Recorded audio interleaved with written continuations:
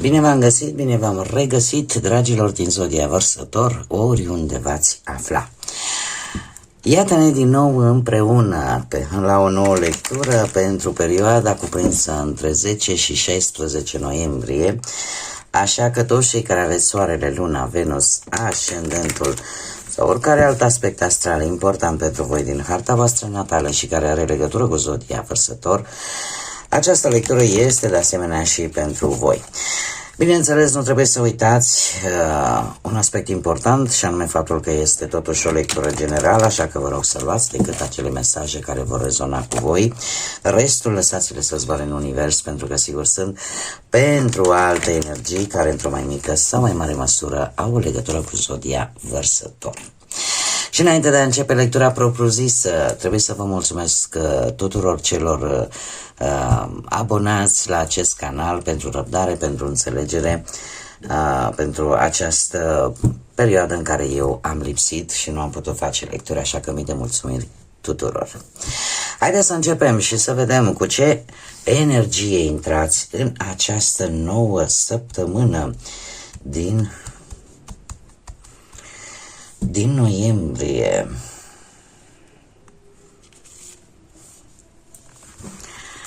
Bun, haideți să vedem. O energie de dezamăgire, de regret și de dorință de iertare. Acest 5 de apă îmi vorbește de un lucru care poate nu a ieșit atât de bine pe cât ați fi crezut voi. Poate de o stare de pesimism, de ca și cum parcă nu mai există o ieșire, parcă nu mai există un viitor. Sunteți poate unii dintre voi într-o stare destul de melancolică, un blocaj poate într-un eveniment din trecut, ceva ce parcă nu poți lăsa în urmă.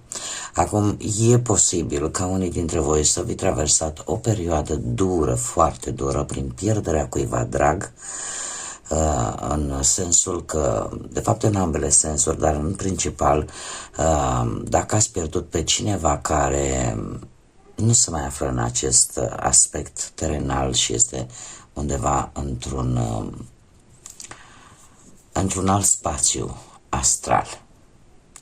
Și atunci posibil să vorbim și de acest lucru. Sau putem vorbi și de cei care poate sunteți recent divorțați, separați, o ruptură undeva s-a produs, sau o situație care pur și simplu v-a adus o foarte, foarte mare decepție. Nu este tocmai o energie grozavă, dar asta mi-arată cărțile. Haideți să vedem cine mai spune tarotul și să vedem ce vine pentru voi, dragilor din Vărsător, în săptămâna 10-16 noiembrie, inclusiv atât pe plan profesional, financiar sau sentimental.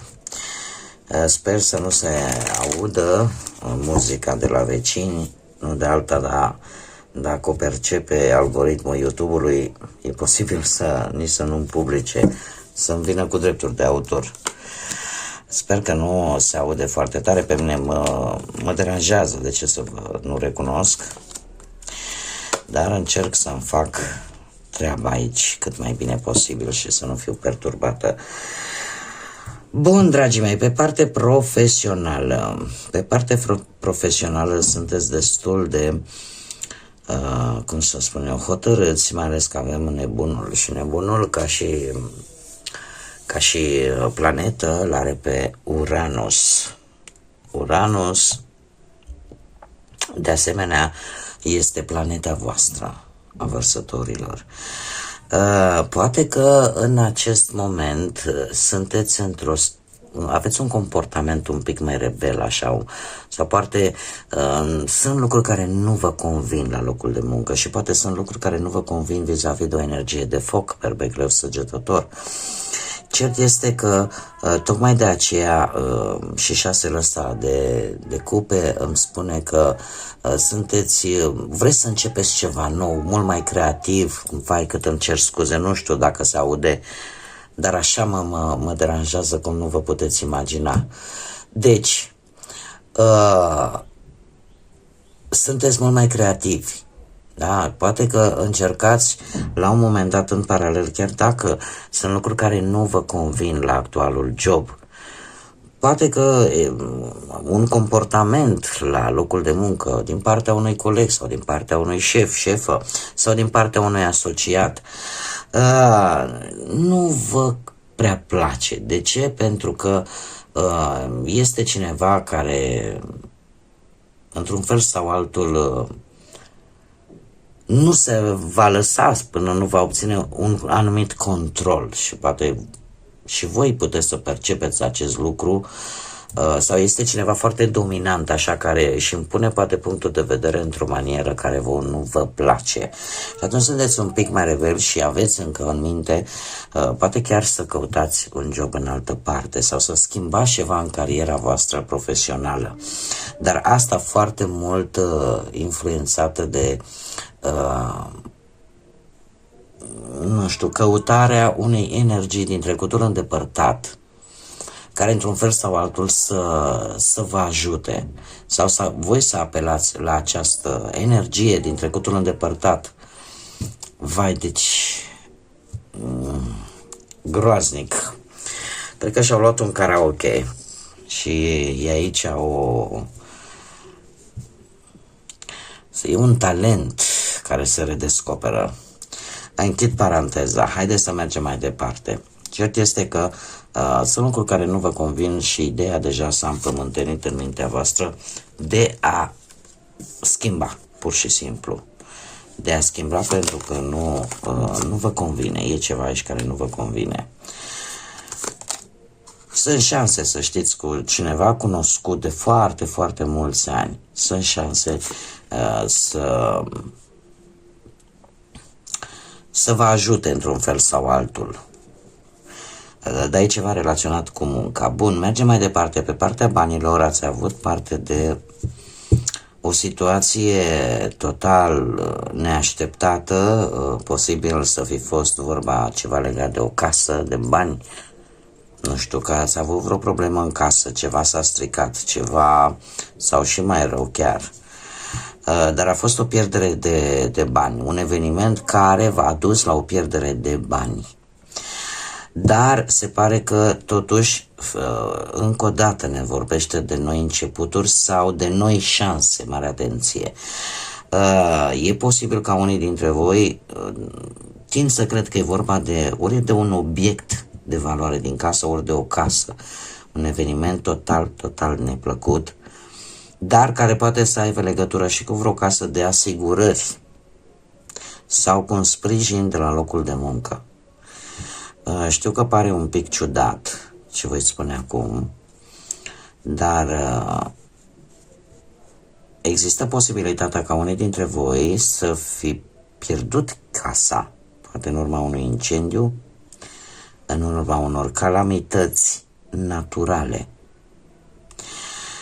Există într-adevăr șansa de a recupera, ca să zic așa, o anumită cantitate de bani, o înțelegere destul de bună pe care voi o puteți face relaționat cu acest eveniment și relaționat cu banii.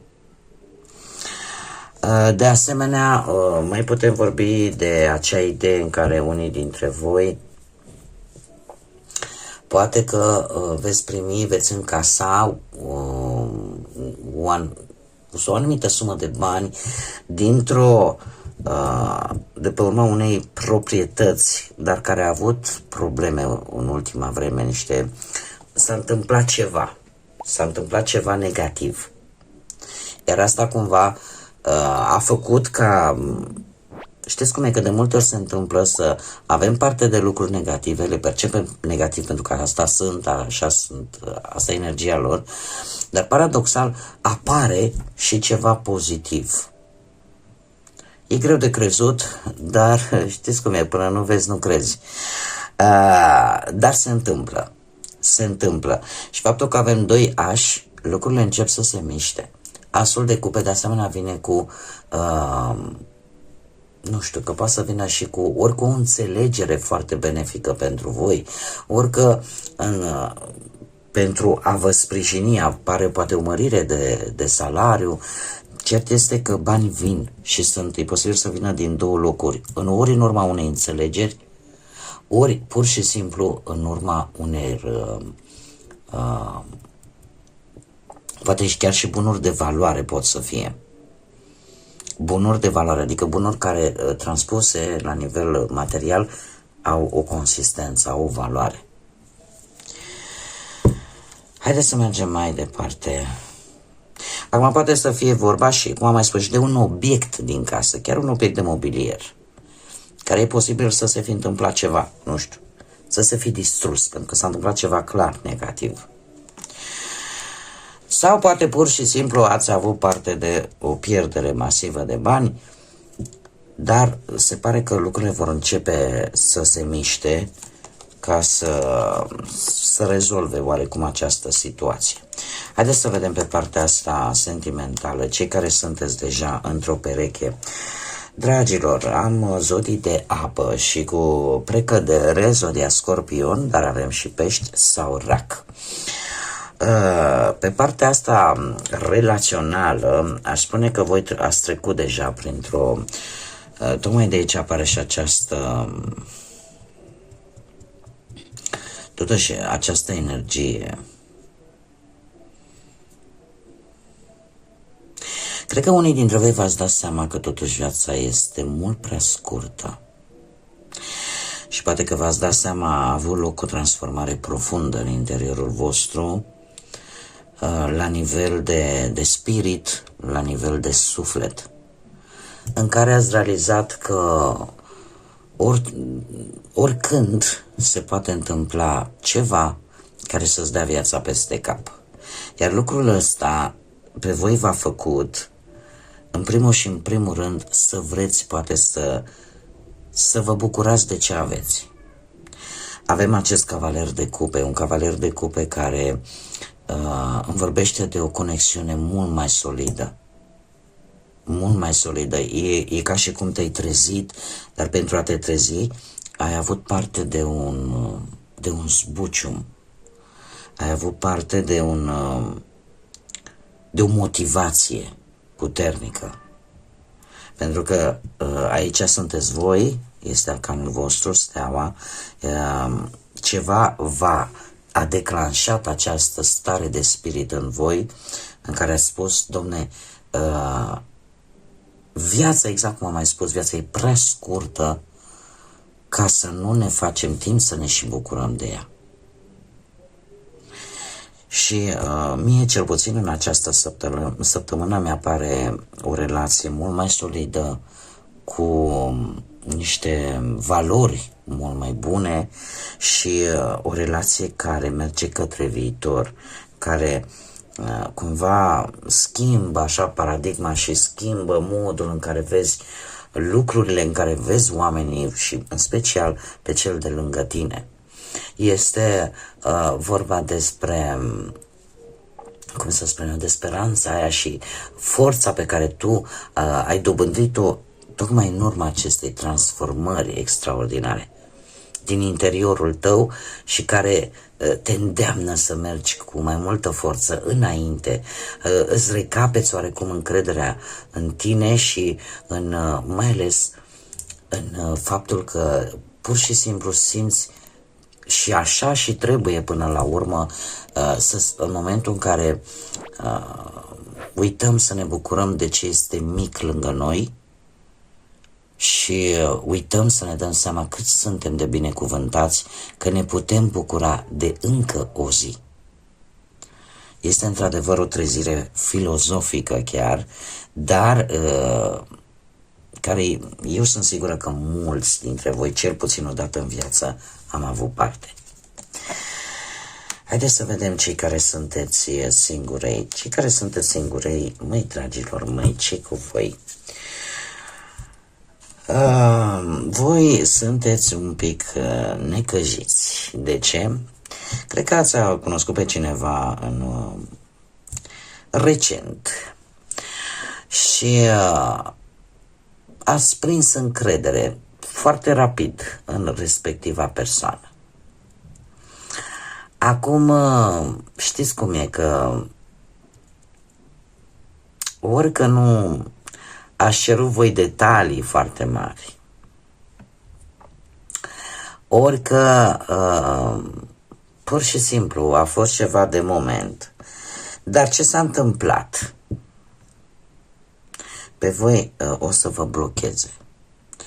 Pentru că în momentul în care îți oferi încrederea și într-un interval foarte scurt de timp ți se demonstrează că de fapt nu ar fi trebuit să o oferi așa pur și simplu, pe voi vă blochează. Nu știu dacă nu cumva s-a întâmplat chiar în prima săptămână din această lună. În prima săptămână din această lună, poate chiar pe data de 5 noiembrie. Dar cert este că voi în această săptămână, burlăcițe, în urma acestui eveniment, sunteți, parcă nu mai vreți să vedeți realitatea, nu mai vreți să știți de nimeni și de nimic, dar de fapt ați început să vă creați propria închisoare, să vă creați propriul blocaj, un blocaj din care eu trebuie să vă spun că foarte greu veți ieși dacă nu veți realiza, exact cum am mai spus, că viața totuși merită trăită și că nu trebuie să ne închidem pentru nimeni și nimic. Avem posibilitatea de a alege, câteodată facem alegeri greșite, asta este, din ele învățăm, acelea sunt lecțiile cele mai importante de viață, câteodată facem alegeri inspirate și atunci avem și rezultatele pozitive. Dar ținând cont că sunt două cărți care mi-arată un blocaj, de fapt un autoblocaj, pentru că și Spânzuratul este acea carte care îmi vorbește de a suspenda orice, de a tot întârzia anumite decizii, anumite lucruri, sau pur și simplu îmi poate vorbi în cazul cel mai rău de un sacrificiu pe care voi sunteți dispuși să-l faceți. Dar înainte de a face acest sacrificiu, cărțile recomandă să privești un pic situația dintr-o perspectivă cu totul nouă, pentru a-ți da seama dacă se va merita acest sacrificiu sau nu. Haideți să vedem, se vede clar cu această energie, dragii mei, Haideți să vedem un mesaj important pentru voi, dragilor, din Vărsător în săptămâna 10-16 noiembrie. Un mesaj, te rog. Hopa, multe. Phoenix. Și avem Phoenix, pasărea Phoenix. Numărul 9, dragilor, să știți că voi vă apropiați de finalizarea, cred că aceste energii, sper din suflet să fie această energie. Tot ceea ce vi s-a întâmplat și cel puțin ce văd eu aici, în această lectură, este pe punctul de a se termina. Da? Numărul 9 este acel vestitor al faptului, știi, gata, aici se pune punct, pregătește-te. Pregătește-te pentru noi începuturi, pregătește-te pentru noi etape din viața ta. Faptul că avem și pasărea Phoenix, asta îmi spune că și o întrebare, practic, cum vine asta cu fericiți până la adânci bătrâneți, da? Eternul final al fiecarei povești din copilărie, pentru că în momentul în care vrei să o iei de la capăt, sau cel puțin această pasăre Phoenix, când vrea să renască, ea trebuie să ardă, ea trebuie să se transforme în cenușă mai întâi și abia pe urmă din acea cenușă, din acele scântei, ea renaște din nou și capătă acea splendoare pe care cu toții o știm. Voi sunteți în acest proces în care, chiar dacă vă simțiți abătuți, chiar dacă vă simțiți la pământ, sunteți capabili să renașteți. Pentru că cumva este perioada care precede noi lucruri bune care trebuie să vină în viața voastră. Bun, dragii mei, cam atât am avut pentru voi pentru această nouă săptămână din noiembrie. Vă mulțumesc tuturor pentru prezență și eu vă doresc această săptămână, în primul și în primul rând, să vă aducă speranță. Să vă aducă speranță voi, ca și arcan major, aveți arcanul steaua, care asta reprezintă. Nu vă pierdeți speranța, nu renunțați, pentru că voi puteți, voi sunteți revoluționarii și rebelii zodiacului și asta vă face speciali. Așa că până data viitoare, când ne vom reîntâlni la o nouă lectură, trebuie să aduc mulțumiri, desigur, tuturor celor care contribuie ca de fiecare dată la dezvoltarea acestui canal, acestui proiect, prin like-uri, distribuiri, comentarii. Invit pe toți cei care încă nu v-ați abonat, dacă ați rezonat, dacă v-a plăcut, dacă mai vreți să vedeți acest gen de lecturi, nu ezitați, abonați-vă, este gratuit și de asemenea pentru toată lumea, atât pentru dragii mei abonați, cât și pentru cei care poate sunteți pentru prima oară aici pe canal. Nu uitați, cei care se abonează, activați clopoțelul și el este gratuit. De asemenea, activați clopoțelul în așa fel încât eu când public lecturi noi, YouTube-ul să vă notifice și să știți din timp că am publicat noi clipuri pe zodii. Așa că, dragilor, până la o nouă reîntâlnire, numai bine, multă energie pozitivă și, desigur, să fiți iubiți, dragilor.